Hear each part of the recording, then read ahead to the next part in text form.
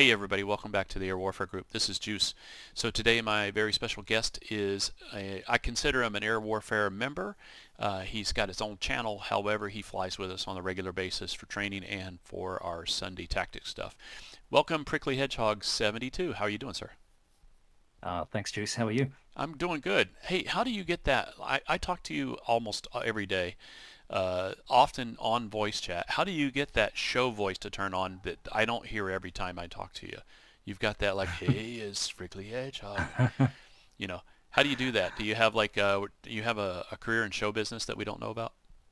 I have done some amateur play work, and I haven't done anything like that for a long time. I did a few um, repertory theatre Yeah, yeah, as shows, has we all, as have we all. and I had a friend back in New Zealand. He was a radio DJ, and they had those things back then, and we would regularly ham up Oh yeah. various things, Well, when we spoke to each other. your weekly update is a staple for me to catch up with, and I'll be actually catching up on your weekly update from the trail when I get to Signal or when I'm in a hotel charging about every 7 days. I try to stay somewhere nice. Somebody's house, one of my friends, a hotel, a resort, spa, massage, all that kind of good stuff. As a matter of fact, when I do the hike, I'll put a link in the channel, in the description here to your channel and a link to the channel that I'll be posting videos for the hike for everybody to see. You'll have to link this over and maybe do a retweet on it for your channel too and all your social media.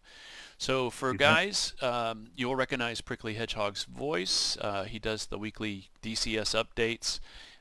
Quite the question generator, and the feedback that we get from everybody is almost overwhelmingly positive. They really look forward to this. It allows them to catch up on DCS news without having to dig into the newsletters and whatever the change logs say.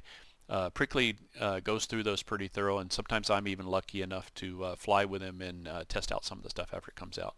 But today's video is about our first flight sims. Now, if you guys haven't seen it yet, go to the First Flight Sims playlist. You'll see my video from a few weeks ago where I go through. I'm the oldest fart in the group, so I went ahead and started with mine since it goes all the way back to the mid 80s. And then we did Tyro's. And the only reason we should have done yours after me because you're the second oldest person in the group. True. But Tyro, he started pretty young. He probably started as a child when we started as adults or teenagers.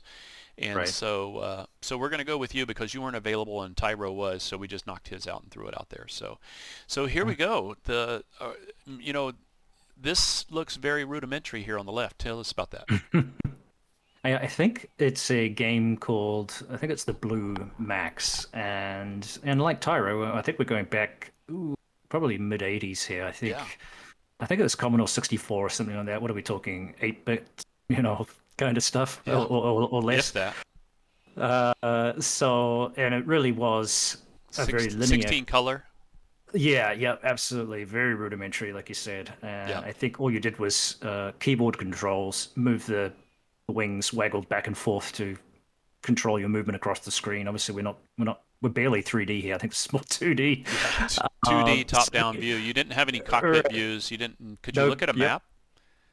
No, I can't. I don't think there was any kind of map. There might have been something that showed you what was coming up. But yeah, the idea was to bomb stuff and shoot stuff and land every now and again. And I have very fond memories of playing that and being frustrated with it. But that was my first sort of foray into, you know, what really isn't a flight sim, but mimics Yeah, World War I kind of biplane yeah. This era reminds me stuff. of this picture reminds me of Command and Conquer mixed with Space Invaders.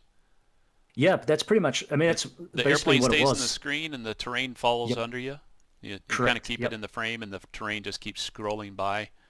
yep, Yeah, because I see totally the what it was. orientation of the airplane. It looks like you're flying northeasterly at a 45-degree angle of the frame reference. So Yes, yes, yes, and that was the only way to create, I guess, a 3D kind of effect yeah, by canting it off like that, and so it putting the wasn't. position eye view behind and up and behind and off Yeah, to an angle, so you weren't straight yeah, behind, getting that right. effect. So I'll Which have would to give look you a this Star up. Wars effect.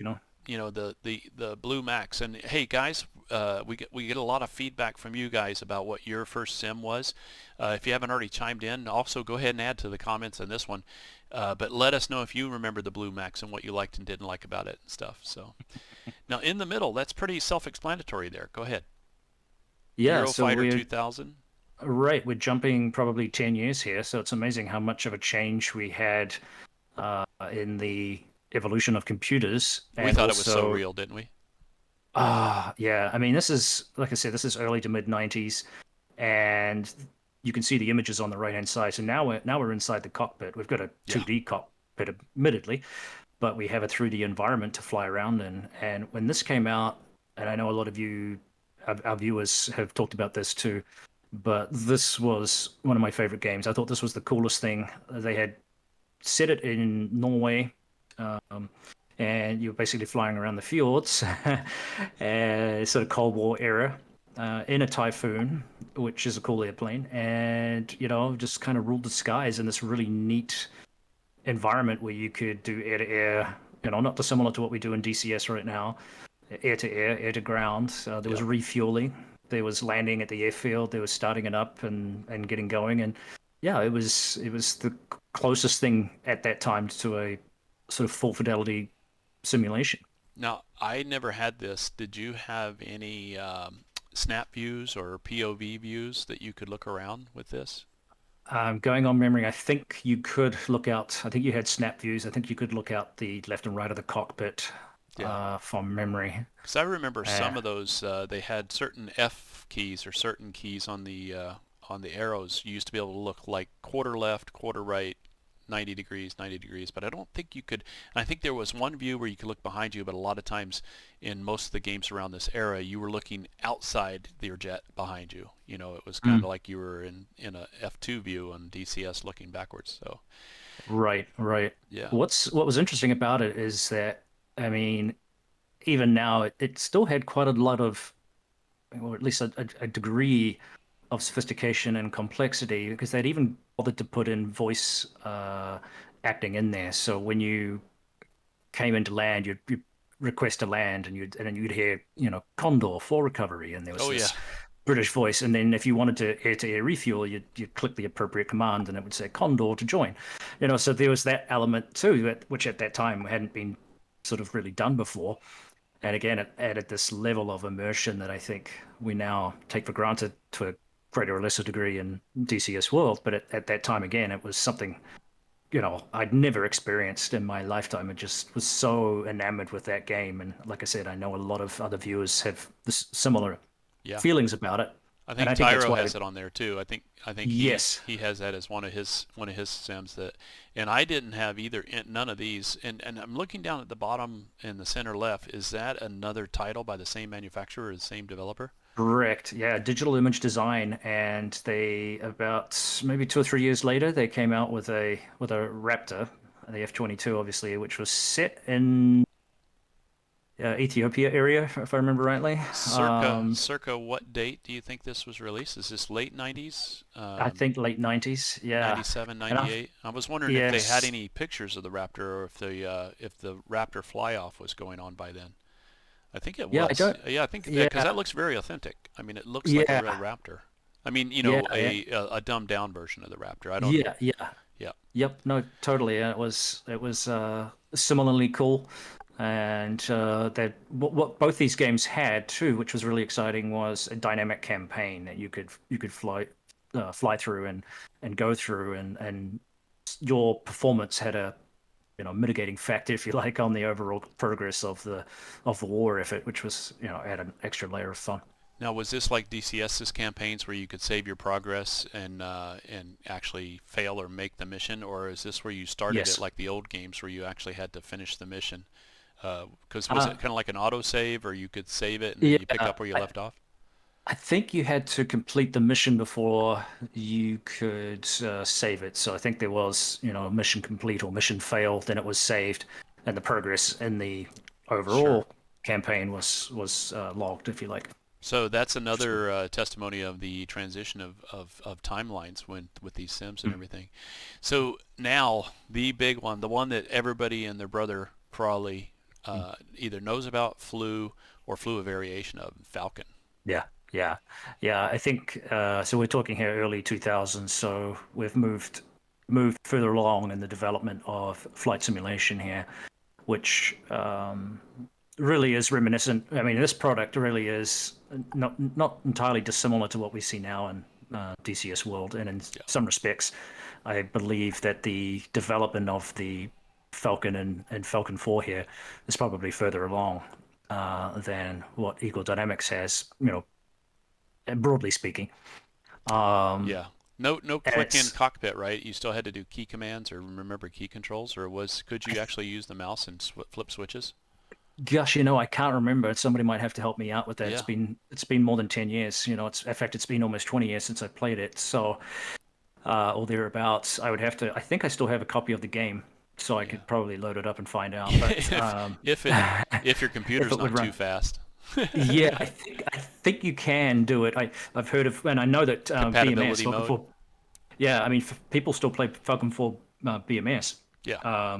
So maybe Same somebody can code. help me out there. Yeah. Same But yeah, same right, era, same processor. correct. And Yeah. I So think go ahead. yeah, this I think from memory this had a 2D cockpit if you didn't have a salubrious enough system, and you could also go full 3D cockpit as well. And I think this is where we start getting into the track IR stuff as well Yeah. from memory, or you could do the POV switch. But this is as close as you got to DCS World. This was a sort of forerunner for that, and there were very few um, flight sims around during that because the gaming has changed so much Yeah. over the last few years, or the last 3 decades really. When you jump back to 1985 and then you jump back to here in a 20-year development or 25-year development, you can see a massive improvement in Sure. the graphics, and obviously the hardware too to run all this stuff is changing as massively. You can see in that picture on the lower right, he's got 12 Mark 82s mounted, Hmm. and it doesn't look like he has an external fuel tank. And that is kind of Yeah. like, that's one of those situations where okay, you've got all this place to go and no gas to get there. Yeah, I would imagine that would be. And didn't you tell me this that the F-15s could take off with a heavier load and then have to refuel The Strike mid-flight? Eagles could, yeah. Yeah. Yeah, the Yep. Strike Yep. Eagles could take off with partial fuel and then hit the tanker because they were too heavy for the takeoff. And Right. they could take Right. off and then top off with gas and then go to their destination with 3 bags and externals and stuff like that. That's crazy, isn't it? Yeah, But yeah, that's a short flight for the F-16 there. yeah. I But did then, Falcon. I did yeah, Falcon a go couple ahead. times, and I did Falcon Uh-huh. 3 over in Korea, and then I did Falcon 4.0 Hmm. in the States. But I didn't get into it at the time. I had other stuff going on in my life, so it wasn't something where I invested in it like I did DCS. But you were Hmm. saying, Hmm. Yeah, no, I was just saying, I think from memory, that particular mission set for Falcon 4 Allied Force there, I think he flew out of bases in Italy to strike targets in what was then still Yugoslavia, or going through some transitions. So the missions weren't too long, but I don't remember if there was air refueling in that particular game from memory, yeah. but I could be wrong. So. When I get back from the backpacking trip, we're gonna have to, I've got a better system, the one that I built in 2018, that I should Hmm. really try. I didn't try Rise of Flight after 2018 when I built the new Hmm. system. I had really gotten. I wasn't frustrated. I just didn't get drawn to it because of the Mm. graphics of my old computer and Rise of Yep. Flight. I just thought it was a little too old school. Yep. And that even looks, that doesn't look like photorealistic DCS stuff there No. and No. everything. But I have flown it quite a bit, and never in a multiplayer environment though. I'd like to get you to help me set up. Do you still have it installed? I think so. Yeah, Yeah, I think I it's I in my haven't Steam touched it for library. about a year. Yeah, Yeah, yeah. yeah. Maybe we can go through and do some of that with my now that I've got a more powerful computer. That'll be a fall project we could work on together. Maybe we even on the Air Warfare group can talk about World War One for the fall. We'll bring in some World War One history Right. and stuff Yeah, because that's yeah, when it all started. I mean, yeah. unless you I want to think count jumping out of wagons with parachutes on. right. Somebody said I saw a I don't know who said it. That started off, World War One, where they were kind of throwing insults at each other initially, and then somebody brought up a handgun Yep, and started, and then yep, somebody brought up a rifle, and next minute then we're shooting machine guns and Yeah. dropping small bombs and things. So the Yeah, mount them transition to Vickers up on top of the wing so they don't shoot through the propeller. They didn't have the yeah, interrupter gear by then, so. right. Yeah, you took pot shots trying to hope you didn't shoot off too much of the propeller So, early on. so was DCS Black Shark your first Eagle Dynamics product? Yeah, so it was around about the same time as Rise of Flight. I think I discovered Rise of Flight in maybe '07, '08, maybe around that time. Yeah, And I remember my computer wasn't powerful enough to play it. I mean, I remember the loading times were yeah, horrendous. And I think when I first came to the States, I didn't have broadband. I had dial-up for some unknown reason. yeah. This is back in Well, '07. when foreigners come And in, we don't give them the good stuff right away. yeah, I had to pass the test. So I had that, and then I was trying to download this patch for it or something that took like 3 days of Oh a yeah, non-stop yeah. uninterrupted dial-up. You know, So when I they got was in rid the of that. military, we had fiber optic, and Yeah, so I would go in on a weekend when it was the network was pretty low. I'd go in on a weekend and just download my patch files from there from work because right, we were on fiber optic, and I'd take it home and do it on my right, dial-up system. I never got caught, never got in trouble, and I think the statute right. of limitations for that has run out. So it's been many years. So Yeah, yeah, I, it says right there from the makers of Lock On.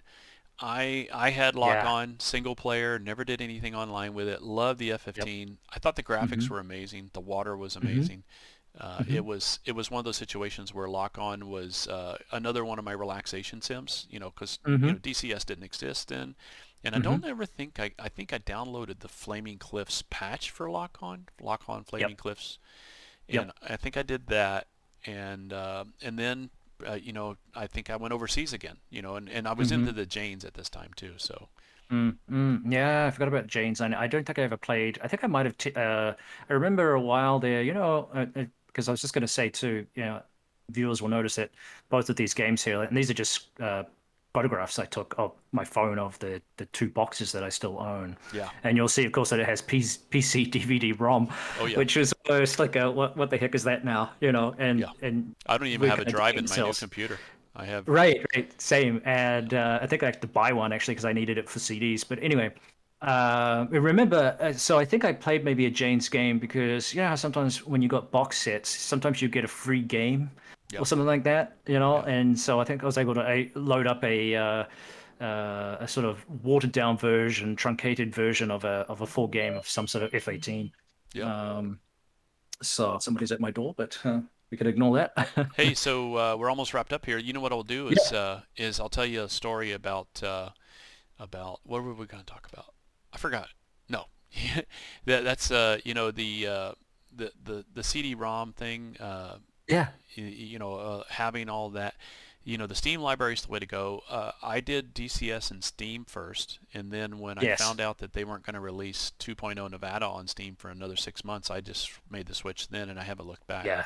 And that was Yeah, the only same. module I owned Yep, was Flaming Cliff, so it made sense for me to go yep, ahead and convert. So yeah. everything I else, think I, yep, I think I did something similar. I think it was the F-18 that maybe switched back as it wasn't available. That's how I got into open beta too, because I was like, well, I've purchased yeah, this full fidelity module. Where is it? And then, yeah, and I still get the same exactly, question. yeah. So now it looks like you've got a Yeah. glider sim. Yeah, this is Condor 2. This is, you can see the graphics are pretty basic, almost going back to early 2000s, but this is a modern game, believe it or not. It's actually really interesting if you like just sort of relaxing, Yeah, if you can stand the graphics. But this energy game, management and physics. yeah, Yeah, basically. And this game, I understand, has some of the best thermal recreations or that's calculations what I was going to ask available. you. How well Yep. is it modeled for atmospherics and stuff like that? Did you get updrafts and heat Yeah, you thermals over do. roads and buildings and stuff? Yes, you do, and you're particularly looking for those dark patches over the steep sides of hills, and certainly where clouds are. That's where your thermals are drafting up. So there's kind of a lot of energy management, and you have to be on your game because you will run out of height, and if you run out of height, you run out of energy basically. So Yeah, that's how you store it. But these things are amazing, just how little wind they need to get aloft. You know what I mean? And yeah. they just float there effortlessly, almost with these massive wings that they have. Obviously, there's almost no weight comparative to a piston engine aircraft or a Oh jet yeah. engine. Yeah, I've flown in a So glider before. It's I mean, you can move it around by yourself pretty easily, and Hmm. uh, Hmm. it's pretty light. I mean, it's just the way Yeah. you and your passenger probably weigh as much as the airplane. So Yes. Yeah. No, it's a pretty. So it's a cool kind of relaxing thing if you need a break from DCS or you want something a little less intense. But I'll have to don't check that one out expect. too. Condor, Yeah. Steam Yeah. Don't Steam version. No, I think it's an independent product and it's not cheap and but it is there are quite a few aircraft. Some of them are DLC, obviously pay Sure. product, but there is a very large glider community who uses this software during the off season in the wintertime in the Northern Hemisphere at least Hmm. to practice, Yeah, which keep I their was muscle quite memory surprised at. up and their Yeah. switchology and all that. Is it Yep. clickable Yep. cockpit? I think you can click on bits and pieces, but most of the other stuff is just keyboard bound Yeah. If you've got from any memory. recent viewers or viewers that are recent flyers of Condor, let us know what your experience is and what you think. Answer some of our questions for you if you could, because we're this. I mean, especially if the graphics were improved or they use the Mm. photorealistic like Microsoft Flight Simulator. Speaking of that, what is that? Is that X-Plane on the top right or Microsoft? That is Microsoft. Yeah, that It was. looks I like haven't you're played in in a a while. Cirrus SR-22 or something. Yeah, something I forget what I was flying there. I was mucking around. I was actually flying down through the streets of Las Vegas, and this was early days when the game first came out. So this is probably sometime last year, Which version? or early 2020? this year. Yeah, Yeah, you say 2020 or 2020? yeah, Yeah. yep, yep. I So, remembered what I was going to tell you. mm, I was going to tell you when I bought my complete Gateway 2000 PC in 1997, it came with Windows 95, and one yeah, of the things that I bought it was because it came with a free copy of Windows Microsoft Flight Simulator 95. yeah. And so, Wow, yeah. wow. And That's that was funny. my first. I mean, you can go back and look. You guys can see it on my video, the first video in this series. I started out with Microsoft Flight Simulator 2 on Commodore 64, and then it was almost 12 years later, 10 or 11 years later, that I got Microsoft 95. So that was a big jump for me.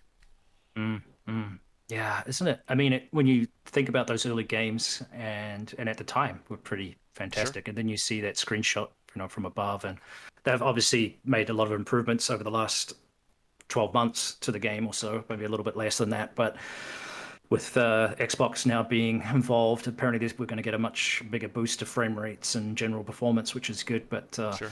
you know, what a phenomenal achievement, really, when you can basically fly globally, and it's not always fantastic depending on where you are. Because I tried to fly down in New Zealand just to see some of the scenery down there, and it's a little bit more like what we saw on the left with Condor Yeah. 2 there. But certainly where they have gone to the effort to improve those cities and towns and things where there's a little bit more interest, it's pretty phenomenal stuff. Google Earth map washing, takes months to layer those layers Oh and yeah, refine them. So that yeah, bottom right picture is yeah, DCS. That's the Hornet. yes, mm-hmm, You got the joint mounted helmet display, uh, yeah. Which you or need to align now. joint helmet mounted display, JHICMAS. Yeah. And you've got Uh-huh. and is that I see that waterway in the background there. Is that Persian Mhm. Gulf or is that the channel map? Yeah, that's Persian Gulf. That's actually, I think that's the training map that you gave me, which I like to fly Oh, from okay, time to yeah. time. So I'm You know. looking back at the sun. This looks like it's probably a Hmm. late midday shot, and that's probably that's Iran right off your wingtip there. You're heading south Hmm. out of Iran back down to Hmm. Oman. Yeah. Hmm. So I think how so. long Yeah. in DCS? How long you been flying it? Well, really, it's probably back from that previous screen, off and on, since probably 2008, 2009. I mean, part Yeah. of the problem for me it initially was the lack of a powerful enough computer, Mm-hmm. which I upgraded. So, and I think technology is it's just gone so far ahead in the last 5 years, particularly with these 3080 cards or 30 series cards, the new cards coming out from AMD, the multi-core processors, and the amount of RAM that you can plug into a system now. Sure. You can get some pretty spectacular Yeah. stuff. So yeah, so it's And with it's good been cool temperatures too. right. Yeah, it's been probably the last 5 years, particularly. I've been a lot more dedicated to it. I was involved. I was doing a lot of iRacing for a while, so it's really deep into that. And so I've always loved simulators, and I've always loved flight, and I've always loved car sims, F1 sims, and stuff like that. But it's really for me one or the other, just because of the amount of time. Certainly with DCS, if you really Sure. want to get good at it, and flying with you guys, for example, has been a time commitment. It takes time to do those things properly, and you can't. It's just not. There's other games that you can play that are just for fun. Yeah. It doesn't require a lot of brain power. It's just kind of kicking back and relaxing, whether it's a shooter or a strategy game or something like that. Whereas this, certainly when you're flying as part of a group, it requires concentration and some understanding of what you're doing, which is why we love it. But it Yeah. also is, as I said, time consuming. Teaching the standards. Of course, we've adapted the standards, the real world standards for DCS. What's capable within DCS and what the average Mm, person wants to do. I mean, we're not trying to fake bleeding here, but mm. but the big thing is by teaching the standards and the SOPs, we create a mindset in somebody that, hey, I know what I need to do next time. I don't have to be Yeah. trained again. I don't have to be told to get in position. I don't have to be told how to do a trail bombing run and stuff like that. Hmm. So Hmm. it is pretty fun and that's what leads to the teamwork. I think that's the biggest thing that Tyro and I wanted when we started the Air Warfare Group is we wanted Air Warfare to be about teamwork. We didn't want it to be about 1v1 dogfights. If you get in 1v1 or 1v2 where you're the defensive guy with two guys trying to kill you, you've messed up way Yeah. sooner than that. Yeah. It's Yeah. Yeah. and Things have that's gone badly wrong, yeah. So generally speaking. you said since DCS Black Shark. Now when DCS came out, what we know as Digital Combat Simulator today, Black Shark was the first module, Yeah. and when they added what was the second was the A10, Yeah. the Yep. A10C. When that came out, they Hmm. didn't call it. They called the game DCS Black Shark when it came out, and then they call Hmm. it DCS Black Shark and the A10C. No, they kind of went. It looks like when you look at that box set that you have, it looks Hmm. like the game is DCS Black Shark, and it doesn't Yes. look like DCS is its own entity yet and everything. Hmm. Do you know Hmm. anything about that, or if that was the case? No, it's probably a question for Wags. Maybe if Wags is watching, he can help us out there. Sure. But at some point they had a change in the uh, I think the breadth of the material that they had meant it wasn't narrowed down to one Yeah. particular module.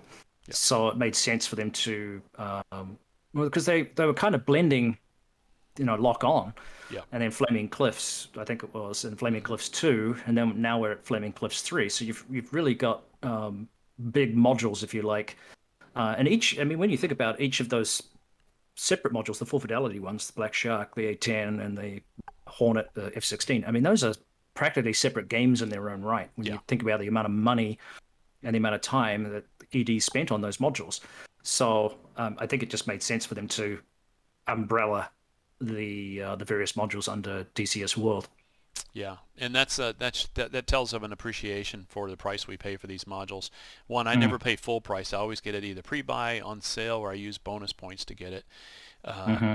and I think that the big thing is if you go on and you're just a multiplayer flyer and you're just going out and shooting people and getting shot down, and you don't really take the time to do the training, to learn the weapon systems, or even do the tutorials and single player missions or the campaigns, you're missing half of what you're paying for. Yeah, that's true. And I think it's you shouldn't underestimate the value of the basic training because there's a whole, as you discussed this many times privately, but there's a whole bunch of stuff that you're missing, in terms Yeah. of getting that aircraft started up, the airmanship side of it, knowing how to take off in some sort of formation and then rejoin, hit the tanker, do the Yeah. mission, come back, hit the tanker again, fly back to base, without crashing. That even aspects of that broken down into different sections can be very satisfying, especially as a new player. Yeah. Just takes concentration to fly in formation without causing a disaster, You know, or finding your lead, your wingman and oh stuff. yeah. So I mean, you're a so. perfect example because we brought you into the fold about 3 months ago through our, Mhm. our mutual admiration of each other's channels on the YouTube, and we met up. Time zone wise, you were a great addition to the U.S. team because we needed, our heavy balance was over in Europe, and we needed Mhm. more U.S. Pilots. Now we're up to about 4 people in the U.S. and I think we've got six or five or six in the UK and EU. Hmm. maybe even 7. And my roster escapes me. So the big thing is, and I hope I'm not calling you out, but I don't know if it was you or one of our other people that we've flown with that we brought into our informal group. I remember us going out on a mission one day, and we were doing cold starts, and we jumped in. We were in the cockpit, and I was still doing my pre-flight, and I heard somebody's engine wind up, and I go, "Hey, are you starting right now?" And I said, "Yeah." And I said, "Well, check your lineup card, because we're not going to start engines for another 5 minutes." And the reason for that is everybody starts at the same time. So there's how to, but we also teach when to. And the reason Yeah. for that is so everybody can get started at the same time, so we all have about the same fuel burn, so that we can take off and be within a certain either vol time or vulnerability time for the mission, so that one person says, Mm. "Hey, well, I started 10 minutes earlier, and I'm bingo, like Yep. I'm bingo like 10 minutes before you are." Right, right. You know what? And when you look at the breadth of just the few games that we've looked at here, I think what fascinates me about where we are right now is that if you went back to the mid '80s and you look at that Blue Max game, Sure. and then we jump back now to the graphics that we have Yep. for DCS World, right? Yep. And other We games. and other games, yeah. And we have actual pilots or former pilots by and large, like Yep. Mover, Hmm. Casmo, TV, Lex. who's it, Lex, who would this probably have no interest in playing Blue Max, right? Maybe just for No. nostalgia fun, No. but to actually say, hey, I'm gonna be able to fly. I have a desire to fly DCS World, an F-18 full module or whatever it is, and because it mixed the stuff that I've done in real life, Yeah. it's worthy of my time, if that makes Yeah. any sense, Yeah. I was which going I to think is say, an if you're a DCS incredible pilot, testament to the product. oh yeah, Yep. yeah. Say that again. I said, I was saying it's an incredible testament, and I'm not trying to be a rah-rah Yeah. Exactly. spokesperson here Yeah. for DCS World and Eagle Dynamics, but I think it is an incredible testament to the technology Yeah. and the game that we have actual pilots who are willing to share a little bit of what they can. We've seen it with Dave Biobaranic sitting in the back of an F-14 Tomcat with a group down in New Zealand, the AI squadron down there, Hmm. an air squadron down there, excuse me. He's willing to sit in the back and go through, and he was just sitting there laughing and clapping his hands, but just because it reminded him of that experience as an actual Rio. So that's how far the technology and the Yeah. game has gone in the last 30 years. It's incredible, really. Yeah. I look at people that are really heavily into DCS. Going back to the Blue Max era of games would be Mm. like you might as well just go ahead and collect Pokemon cards. Yeah, I mean Just that's because to you me could it's you like could playing chess versus or right. checkers versus playing chess. Right, right. And we've got uh, cell phones now that can run more sophisticated games than Then than those ones, that. yeah, yeah. My first PC, actually IBM PC with Windows 3.1 on it, it ran. It had a 40 megabyte hard drive. You wouldn't be able to get one JPEG on it now. So that's how big the hard drive was, and I had it Yeah, loaded with games. Kilobytes go everywhere. yeah, yeah. And remember Hey, DOS too? that's a really good history there. I'm glad we were Yeah. able to expand on all that stuff, because there was so much Hmm. tie-in. I think you created your slides in a good transition point and everything. What's coming up for you for the remaining of the summer for DCS World, and for what are you looking forward to, and what kind of things on the horizon do you see? Um, I think, well, a couple of things. I've got a second video to make on the third-party developers. Obviously, we garnered some interest from Yep. the last video, Yeah, a which little was bit. cool. A little bit. Uh, Yeah, I have so Eminem is writing a new song about you. yeah, The yeah, rapper. also, Yeah, he's going, yep, my name is yep, yep. clickbaity. Yeah, yeah. It is what it is. Yeah. Sometimes you know, you got to have some sort of title to provoke a little bit of interest. And I know that there are some people. I think it's worse if you have a title that promises a lot of something, and then Yep. when you go through it and it's Oh yeah. not there, like you see I those see all it the in time. other YouTube channels, not only just DCS channels, but I see it in, it said, this one video is out there recently. It says U.S. Unveils its next generation carrier, and it shows you something that looks like it's from Battlestar Yeah, the yeah, Galactica, yeah. if I can There's, say there's, that all the way. yeah. there's a lot of tongue-in-cheek kind of nonsense that goes on, and that Yeah. was never my intention, obviously. No. So there's that video to make. I do see obviously the mosquito on the horizon here. I think that's probably going to be coming out here, Sure. maybe in Yeah. the fall, if Hmm. everything goes according to plan. And I think that will be popular. We saw the snippet from the Armene's prison, which is going to be looks like partially or fully destructible in some way. So you can bomb that with your mosquito. So to go to that trouble indicates that ED's close to probably releasing that, which is exciting.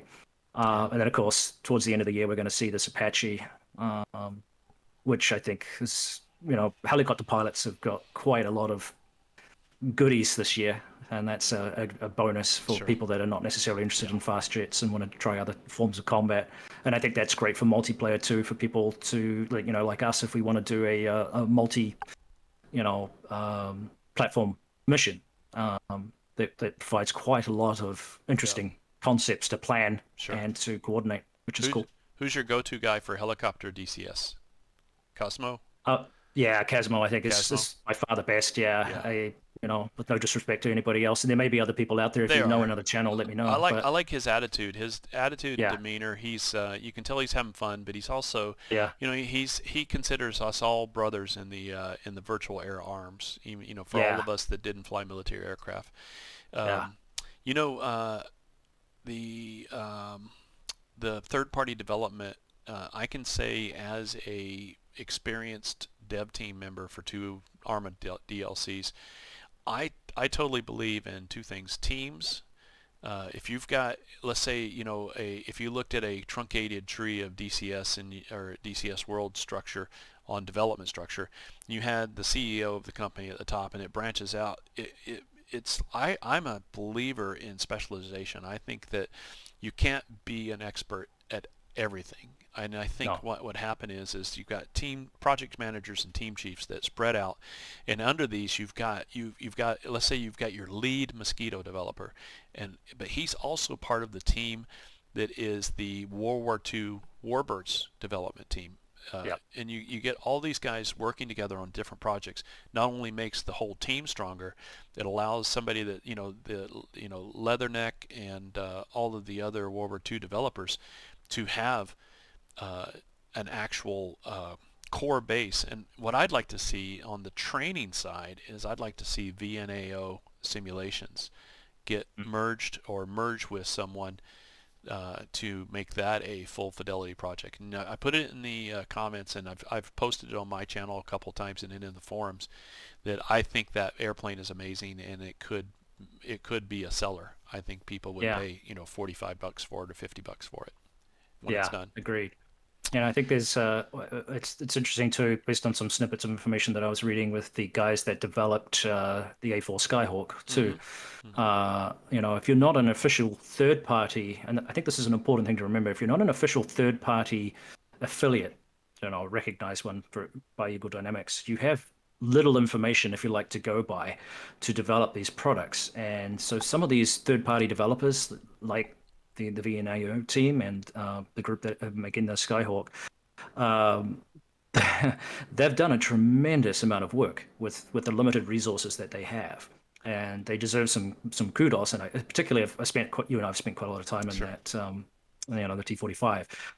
It's very, very well done, well worth a look if you haven't considered it. And I think future-wise, I agree with you. It definitely needs to be picked up, and I hope to see it as a full fidelity module of some kind, because as a training um, aid right now, Yeah. it would be absolutely fantastic, Yeah. especially if you're interested in carrier ops. Yeah, carrier. That's the big tie-in, because a lot of people would say, "Hey, we already have the C-101 and it's a perfect jet," and I Mm, agree with that. I own it, but I don't see it as we lost the Hawk 1A, mm, due to developer differences with the DCS and stuff, way mm, higher than what I am aware of.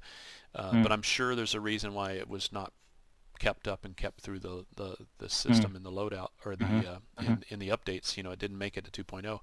mm, But the other thing is this. I'm hoping that this becomes a very well put together module, whether it's paid module or community free module. I'm hoping that it really takes off before the Navy announces their next trainer, because right now the T-45s are showing their age. There is a look out there for a next generation trainer. I can see the U.S. Navy and the U.S. Air Force developing a joint trainer that they can use as a medium fast jet trainer that also serves as a slow cast platform to replace the A-10. And so that's it's amazing. Do you think it will? Do you think it will stay as a jet, or do you think it would be likely a piston engine Well, we already have the aircraft? T6. We already have the Mm-hmm. Texan too, and Mm-hmm. so the T6 is already out there. You think of the T6 and you can think of the Pilatus. Well, it's a Embraer, the Super Tucano. Yep. And it's almost the same airframe. I mean, it's not the same Mm-hmm. airframe, but it's got the same. Yeah. It's about the same performance, same type of Mm-hmm. power plant, same type of crewing. They're very comparable, and Mm. I think there is some room for a piston. Uh, there's I don't even know if the Air Force is still doing the three-step process, but back in Mm. my day, we used the T-41 Mescalero, which was a Cessna 172 Mm. for the first 30 hours of flight time for pilot Yeah. screening. Yeah. Pilots that joined the Air Force that already had their private pilot license didn't have to go through that. They went directly to Mm. UPT and started flying T-37s and T-38s, Tweets and Talons. Wow. And so, well, we've run this Yeah. longer than it has. Thanks, guys, for watching Yeah. all the way to here and everything. Be sure to go over and check out Prickly Hedgehog 72's YouTube channel. I'll put a link in below. And then also I'll put a link to the playlist that has all of our videos in it. Most importantly, if you find this entertaining, share it with some friends. But we really appreciate you guys sharing your experience and what you felt from maybe the walk down memory lane with this. It may be about 2 or 3 months before the next episode, but I'm hoping to wrangle Takeda in this fall. And Takeda's background is in helicopters and fixed wing as a professional pilot, and so it'd be really interesting to see what got him sparked into professional aviation and into flight simulation. Because I asked him the other day in a text, I said, "Hey, did you fly flight sims growing up?" He goes, "Oh yeah." So it seems to be a common thread. So anything else to add, sir? No. No. Sorry, my phone is going off there, but Oh yeah. yeah. I just hope your house isn't Thanks. on fire, and I hope that the police No. aren't there to arrest you. So No. No. go It's my take go mother-in-law. take care of life. Go take care of life. If I don't see you before next week, have a great end of the month, and it sounds like you're doing a wonderful vacation for your wife's birthday coming up. Yep. And I will talk to you from the trail. Oh, Yeah. Hey, unbelievable. I know it's time to go to work. Hey, Yeah. talk to you guys later. We'll see you. Yeah. Leave us a comment. Give it a thumbs up. Subscribe if you haven't. Make sure you go and subscribe over at Prickly Hedgehog 72. Wonderful channel for news and updates and incidental, also funny stuff. I like some of your funny videos too. Thanks, Most Juice. of them are me flying in them. So, hey, take care. Peace out, everybody. Yeah.